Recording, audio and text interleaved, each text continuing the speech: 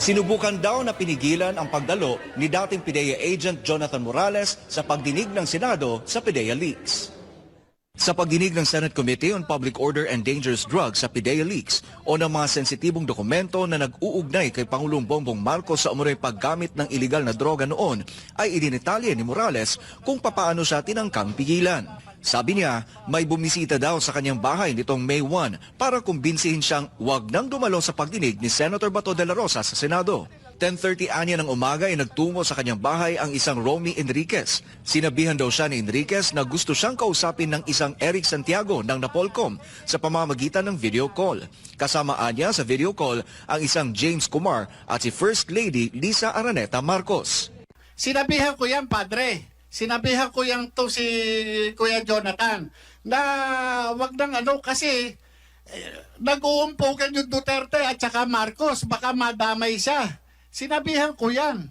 Yan po yung word ni Romy Enriquez doon sa CCTV. Ayon pa kay Morales, si Santiago ang pumipigil sa kanya para dumalo sa Senado dahil sabi nito baka raw mapahamak siya kapag itinuloy niya ito. Sabi pa raw ni Santiago, gusto raw nilang tulungan si Morales. Ngayon, yung si Picoy o si Eric Santiago, napaka-insisting niya. Na hindi, sabi niya, ano natin yan, kaya tulungan natin yan. Tulungan natin yan. Kasi wala, papatayin yan.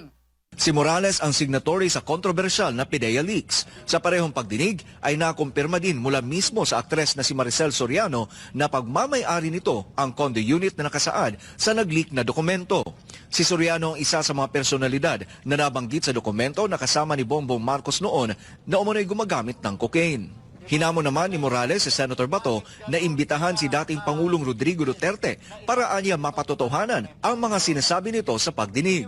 Matatanda ang sinabi na noon ni Duterte na kasali noon ang pangalan ni Marcos Jr. sa narco list ng PIDEA. Pero sagot naman ni Senator Bato, ayaw niyang mapolitika ang pag-imbestiga ng Senado sa PIDEA leaks kaya't wala siyang planong imbitahan sina Marcos Jr. at dating Pangulong Duterte.